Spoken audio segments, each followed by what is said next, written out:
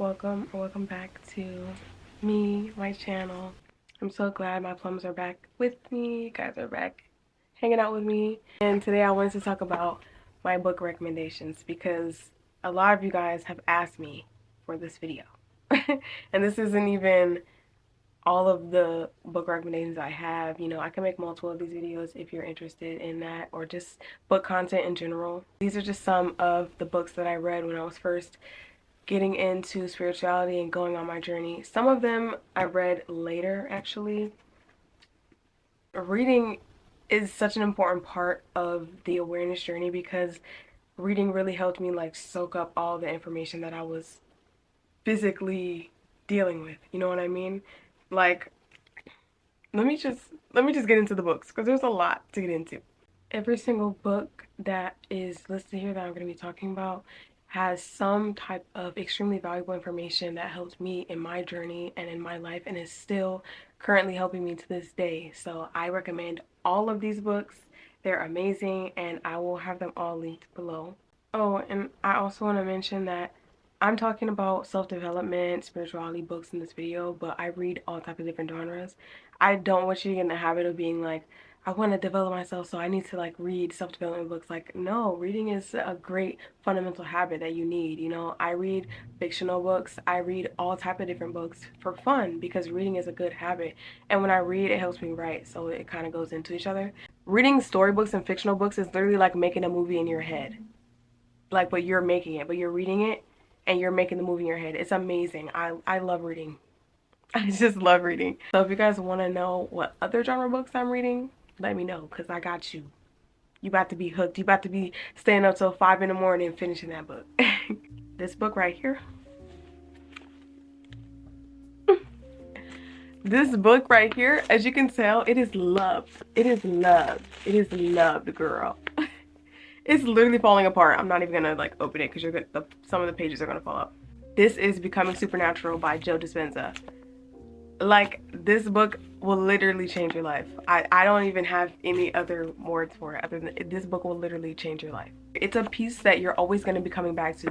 That's why I have all these annotations, because I can easily, well, not as easily because there's so many, but like, you know what I mean? Like, you're going to be going back, you're going to be highlighting in this book, annotating, and annotating books is one of my favorite things to do. Some of these are not as heavily annotated because I had ran out of sticky notes from doing this to multiple books. So this book basically talks about and goes over and has actual like experiments and proven facts to show you how powerful your energy center around your body is and how you are controlling the reality and how your thoughts and emotions can make you sick, can make you unhealthy, and how we can all change that. We can all raise our frequency and our vibrations so that our lives can be better. And if we as a collective do that, the world will be better. And Joe Dispenza goes into that a lot in this book about how us as a collective energy, we're all connected. Like, he goes into like the states of mind. There's all these machines, like it's a whole thing. And I think the book is written that way for people who are like skeptics, for people who are like, oh, spirituality stuff, I don't really believe, you know. But it's like, you can't really deny the facts. Like, there's science in this book. When I first started reading this, I feel like I was at the beginning of my awareness journey and I was doing meditations and things, but I read this book and there was a different approach to the meditations that I wasn't doing. For example, he talks about walking meditations, one of my favorite meditations that I got from this book. And there's also like the science behind meditation. I'm already an open-minded person, but reading this book really made me expand even more. I feel like it made me open to all the things that I was learning at the beginning of my journeys. And so I'm gonna go to like some of my favorite quotes or passages just to give you a little preview into what you'll be getting into if you get this book.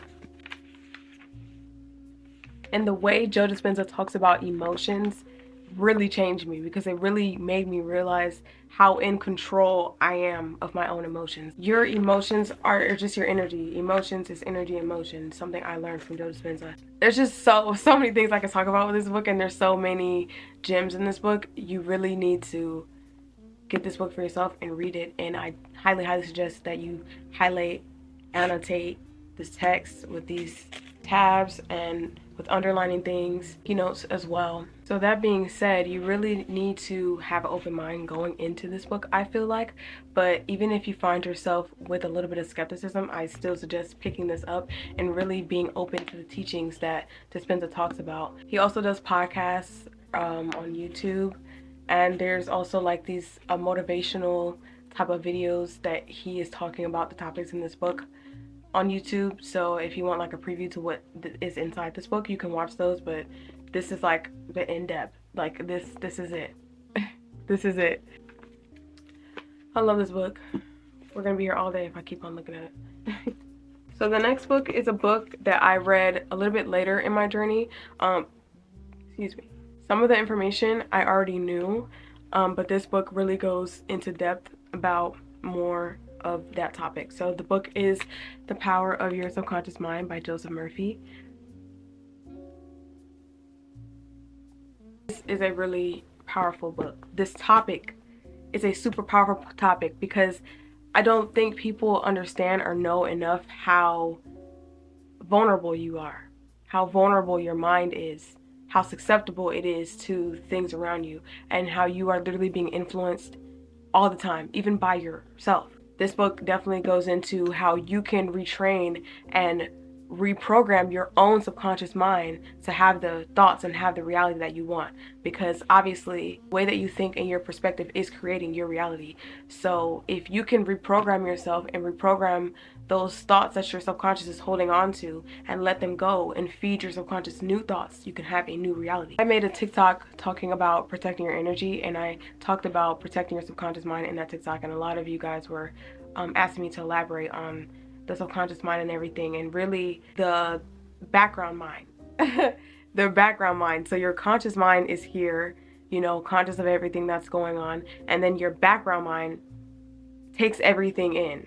Like, your subconscious mind takes everything in without like questioning it. It's just like an information log. It's just taking in everything, and this is a benefit and also a disadvantage. Your conscious mind is what helps to filter it. So everything that you consume and everything that you are doing on a daily basis with your conscious mind is also still affecting your subconscious mind, which Joseph talks about in this book as well. He gives examples about the workings of your subconscious mind. And in this book as well, there are stories of people who are dealing with rewiring their subconscious mind, and basically as an example to show you how your subconscious mind affects your life. He gives examples of people, like real life stories in this book, which is something that is in a lot of these books because it's something that I really appreciate. I like to hear real life stories. I really like that writing style, so I'm drawn to that type of learning. The method in this book is a method of, I would say it's a method of continuous exposure. So Joseph Murphy talks about how if you want to rewire your subconscious mind, you have to consciously, like I was just saying, consciously expose yourself to that thought or that thing that you want to believe over a certain period of time. And over a certain period of time, your subconscious mind will take that. And your subconscious mind has the filters of your conscious mind. So, for example, nobody can come and tell me you can't run fast, because I know I'm a fast runner. I did track. You know what I mean? So because my subconscious mind already believes that, or because my conscious mind already believes that, it's like a filter that I have to protect that thought from coming in. So if somebody says, oh, you're a slow runner, my conscious mind is blocking that from my subconscious mind because I already have a set belief. So those set beliefs are what you want to rewire if your set beliefs are negative. Like if you have a set belief of you being ugly or you not being enough, or any belief that you want to change, it has to go through a process of rewiring those set beliefs, because it's those set beliefs that are creating all of the other thoughts. I am so sorry, my camera died. However, I don't really remember the last thing that I was saying, but I think the quote on the front of this book really sums up what this book is about. Joseph Murphy says, "There are no limits to the prosperity, happiness, and peace of mind you can achieve simply by using the power of your subconscious mind. You can create anything from your mind. If you can visualize it, it can happen." And Joseph Murphy talks about that a lot in this book, and how it is a life changer, and how this is the only book that you're ever going to need to change your life. So, yeah, great author. There are other psychologists mentioned in this book, so he's not the only one that helped write this book, but a great read. I really think you should pick it up. I don't know, it's so funny seeing the quality between my phone and my cameras, because it's like my phone is like so softcore, you know, she's so softcore girly, and my cameras are like get every detail of her face. So this next book is a book that I read pretty early in my journey, and it is The Ego is the Enemy by Ryan Holiday.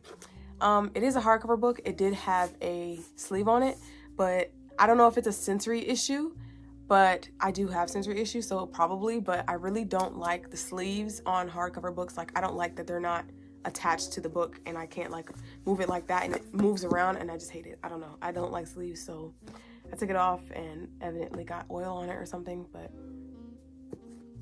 life goes on. This book, if you can tell by the title, is about the ego. And this book is very insightful. Like, that's it. It's super insightful. It talks a lot about the business standpoint and gives a lot of examples of like huge companies and people who had all this stuff going for them, and then they let their egos get in the way, and it kind of like obliterated stuff for them. And it just talks about how you need to be aware of the ego so that you can control the ego, and how the ego weaves its way into the workings of your life and can mess things up.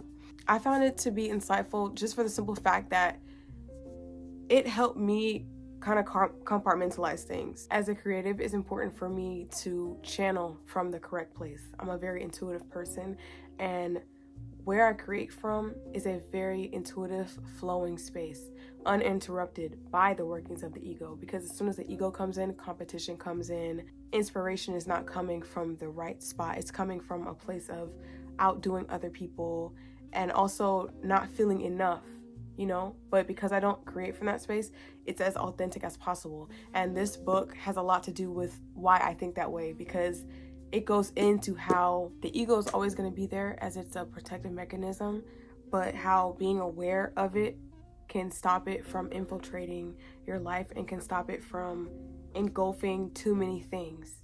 Like, you need to be aware of how your ego is affecting your life and affecting your outlook on things so that you can be as balanced as possible and create, and not even just creating, but just living your life from a better standpoint, because your ego or your lack of ego chooses how you operate in the world and how you see things and how you do things and how you interact with other people, and it affects everything in your life. So just like the other books, as I've mentioned, Ryan Holiday also gives a lot of stories and real life examples of the ego's workings in this book, even his own examples. So his like business story or his like come up stories in this book, and it's pretty inspiring. There's a lot of people in this book, a lot of big companies who make like huge mistakes, and I think that's also something I liked about this book, because it just made me like feel human. I don't know, that's weird, but it just made me feel like these people are billionaires, these people are investing millions in stocks, they're, you know, like these like big names that we know, but they made these mistakes like in the 90s and 2000s. Like, this is crazy, you know? But at the end of the day, we're all human, you know? And we all have egos. So it's definitely a good read if you are a creator, or even if you're just anybody. I think should read this just because it's a very insightful, really explains, you know, the irrationalities of the human race. It's because of our egos. So definitely a good read. Any Ryan Holiday book is a good read, actually. I have some other I have some other Ryan Holiday books that I would definitely recommend that you read, and he has a YouTube channel, so you should definitely go check him out. That's how I learned about Stoicism and got into Stoicism, and kind of realized I was already doing Stoicism and didn't know what it was, but definitely a good read. Go into a whole Ryan Holiday binge, okay, and just like level up. I almost forgot to do a quote from this book, so let's find a quote. Oh, this is a beautiful quote. This is at the beginning of the book. Rainer Maria Rilke says, "Do not believe that he who seeks to comfort you lives untroubled among the simple and quiet words that sometimes do you good. His life has much difficulty and sadness and remains far behind yours. Were it otherwise, he would never have been able to find those words." That is beautiful. We literally compare ourselves to people all the time. We're literally always pitting each other against each other. And it's like, if we realize that we all struggle, we all go through the same struggles, and don't allow our ego to get in the way of our connection with each other, and realizing that we're all beings here and we are all experiencing this world, this life at the same time, and we're all learning, you know, this world would be a much better place. So I love that quote. Richard Feynman says, the first principle is that you must not fool yourself, and you are the easiest person to fool. And then it starts going into how we grow, and as we continue to learn, some people take an adverse route to that and stop learning because they start to allow their ego to allow them to believe that they are the best at something, or that they are not needing of continuing to strive for more because they've gotten to this certain point that's so high and they feel like they're just God on earth. And you should always believe that you are the best, but sometimes our egos can take that a little bit too far. So definitely a good read. I definitely recommend that you pick this up. And if you are a person who is heavily operating out of their ego, maybe you don't even know it, but if this book is slapping you in the face, maybe this book is for you. Because some parts of this book, at the time that I was reading them, when I was dissolving the ego and realizing how much it actually affected my life when I was reading this book, I was getting slapped in the face. Ryan Holiday was he was like, yeah, he was putting me on the spot. So be prepared to be put on the spot with this book, because you're going to be told about yourself. Okay? That's good, because you need to be aware. Awareness is freedom. So this next book is very near and dear to my heart, okay? Because it is the second author that I read when I first got into my spiritual journey. And I actually read his other book, The Power of Now, which is not in this video because I didn't want to put too many books. But if you want to know my thoughts about that book, then let me know and I'll tell you guys below, or I'll put it in another video. But this book right here, it's just the best like beginner book to getting into that journey and to be getting into like the spiritual side of the world. If you never ventured over here, welcome. Read this book. This is just such an amazing book. It's so enlightening, and every time I read it, I feel like refreshed. I feel like a new person. Even if I know these concepts already, just reading it is just so powerful. This book is it's energy. This book is energy. It's holding energy. And Eckhart Tolle is a spiritual teacher, spiritual guru. So I guess that makes sense. I love this book. Anybody should read it, okay? And it's basically the basic beginner principles of finding your true self and knowing your true purpose, making the average person realize how above average they are. This book goes into a very important concept that stuck with me to this day that I still think about and still try to be aware of, which is the inner pain body and the inner part of you that is kind of addicted to negative energy. And Eckhart Tolle goes into that in this book, and disidentifying with that. And there's also like different types of pain bodies. So it's just a very like insightful book. Like all of the books on this list, they're all very insightful.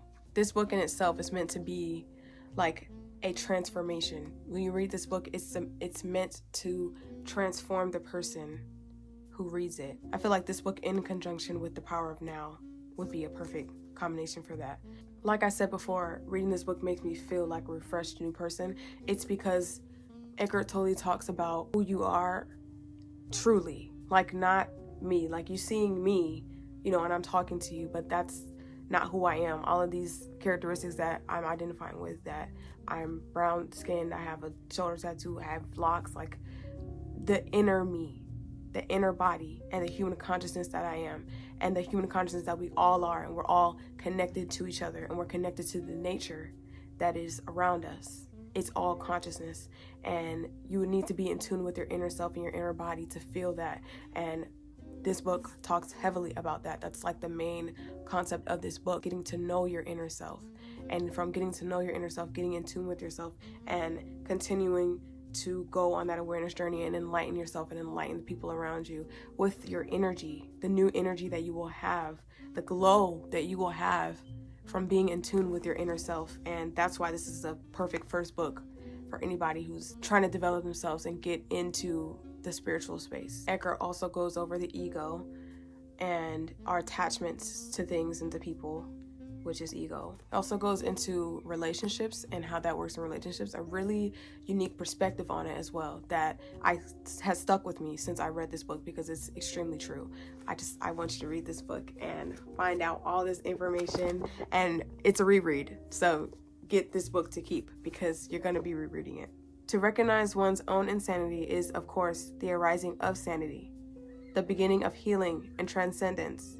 A new dimension of consciousness had begun to emerge on the planet, a first tentative flowering.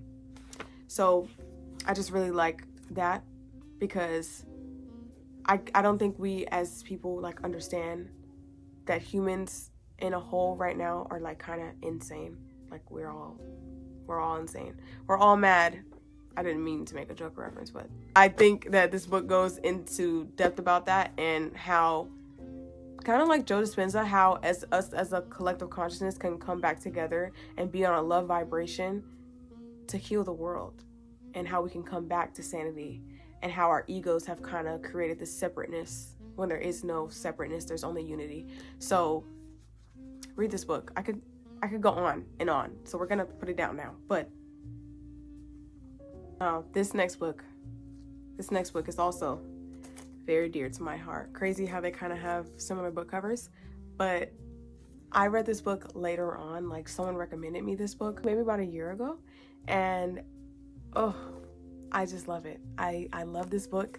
I love the woman that wrote it, and I love her perspective, you know, because all of those books that I just mentioned were written by men, and there's nothing wrong with that, but this female perspective and just the way that she writes, it really, really, really resonated with me. And that does not mean that if you're a male that you can't read this. It's definitely to help both genders. I love her perspective on life, and she talks about her story in this book, and it's truly inspiring and truly enlightening. It really will open your mind and open your eyes about what people are out here in the world doing, you know? I just love her story. This book is an important book for someone in their development journey because it talks about the main thing that I think that this book is about is transcending, obviously, and coming into higher consciousness. That's what all of these books are about, and that's why I'm talking about them, and that's why I'm putting them in this video, because it's for the spiritually developing minds. This book talks about specifically the female and male energies and how important they are, and how as a female and a male you're supposed to have both of them, and how they support each other. Most of the world is unbalanced in these female and male energies. A lot of females have more male energy, and a lot of males have more female energy, and what this imbalance creates in the world, and it creates within oneself. It's really insightful. And there's also activities in this book, like spiritual activities, meditations, and activities to help you identify with both of those energies and to come back into unity with the energy that you are out of balance with. I just love this book. Like it's a really good read because that is extremely important to me. Your male and female energies are just an important part of yourself, and they help you navigate your other relationships, and also like how you're operating in the world, you know, how male energies are always mostly from a logical standpoint, and how you need that female energy to bring the intuition into it and to bring the feeling into it. You know what I mean? Shakti Gawain talks a lot about that.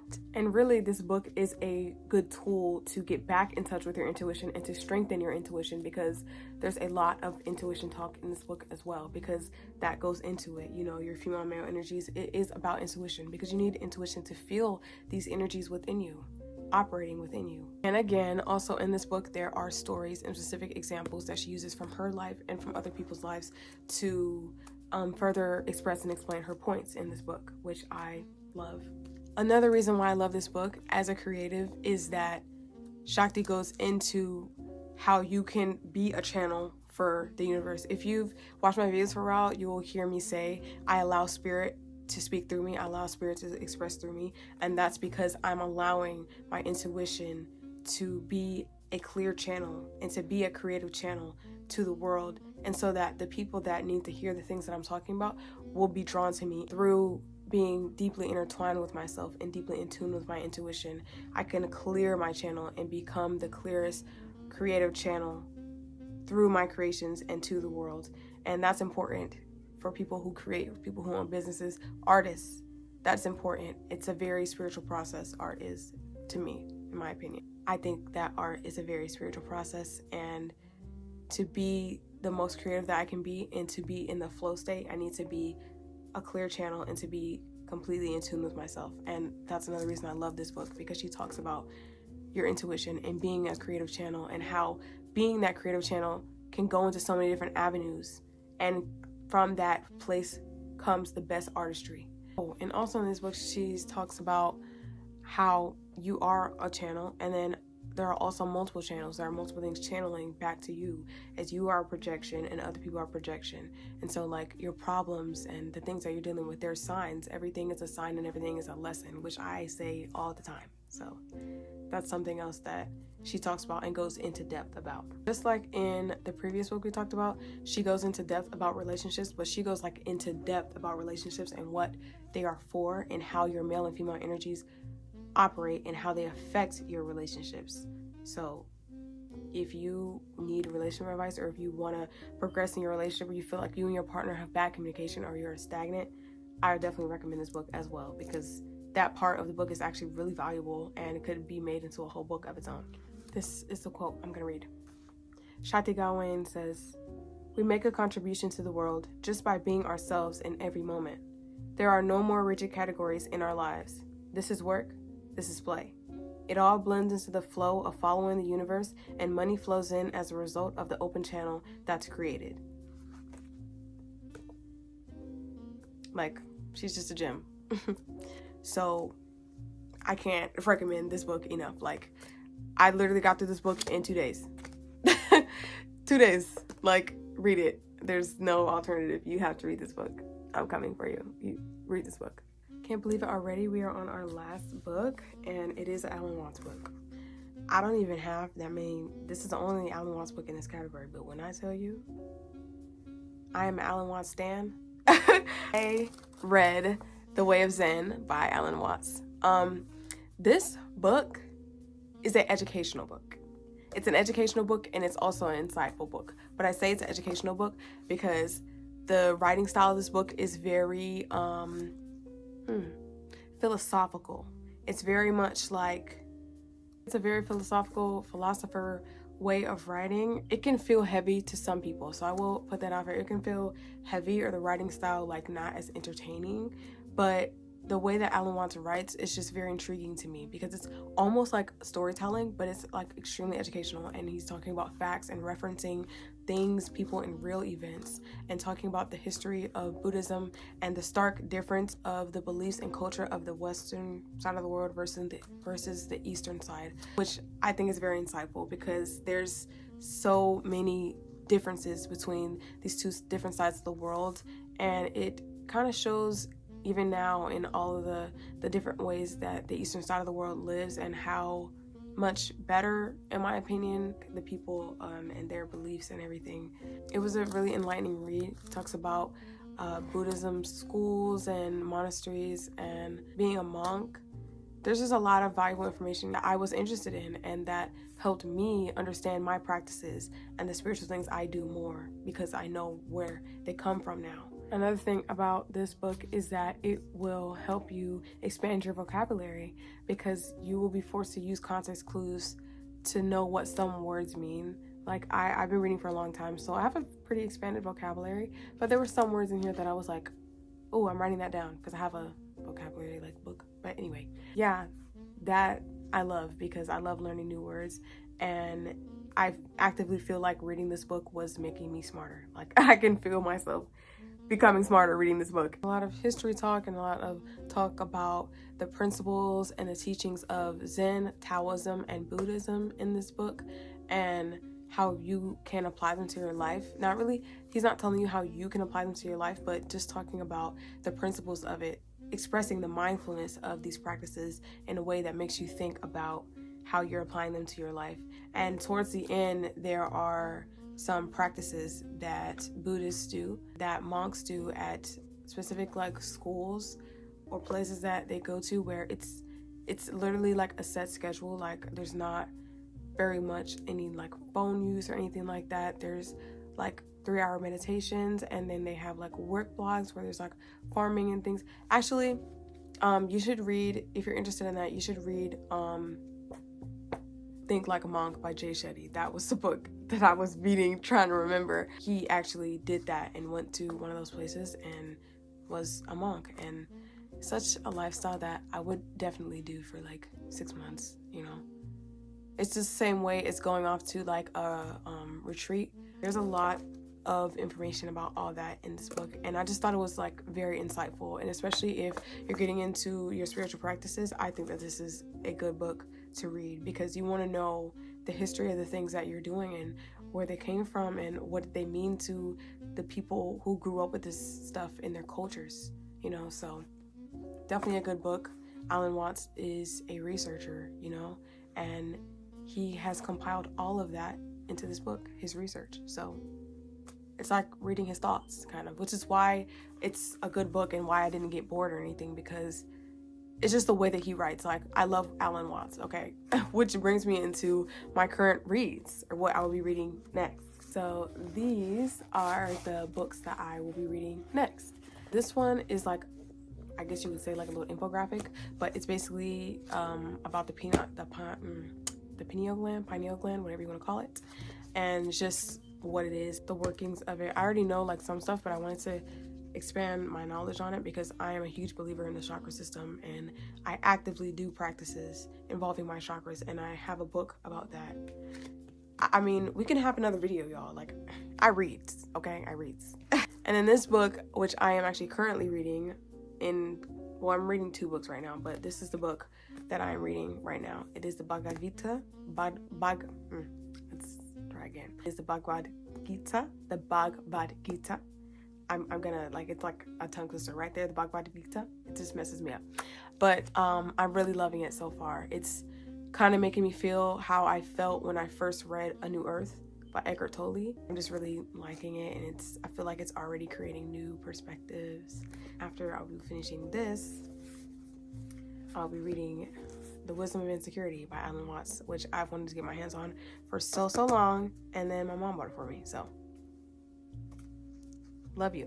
I cannot wait to get into this book, just because the stuff that he talks about in this book, based on the things that I've heard from other people, are things that we all deal with, and especially something that I am dealing with, you know, as I get older. And so I would love to read it and have a feel-good moment. That was my real bookie video.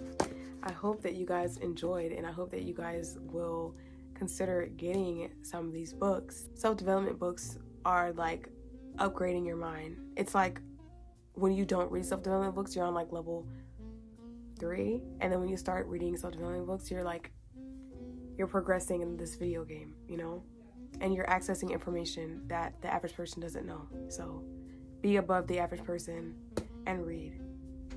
I'll see you guys in my next video. I love you. Bye. I just want to say, like, I've had really bad brain fog today, and I don't know why, and I just like want to be transparent, because, you know, YouTubers be out here giving the best information, and I just feel like I was just a little bit foggy at some parts of this video, so I'm so sorry for that. I think something that can help me to be a better speaker, and you, if you struggle with this, is to try to slow down your talking, because you're not going to be as fast as your thoughts. So slow down, take breaths and pauses in between your words, in between your sentences, and writing down your thoughts before you're saying them also helps, which I do.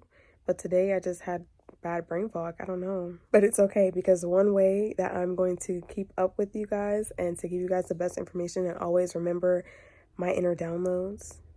My downloads come to me even while I'm recording, but I'm going to start a commonplace book, and I am going to annotate and have a lot of different logs of all of my information in that book, and I really feel like that's going to help me further bring you guys the best information that I can give you in the best way.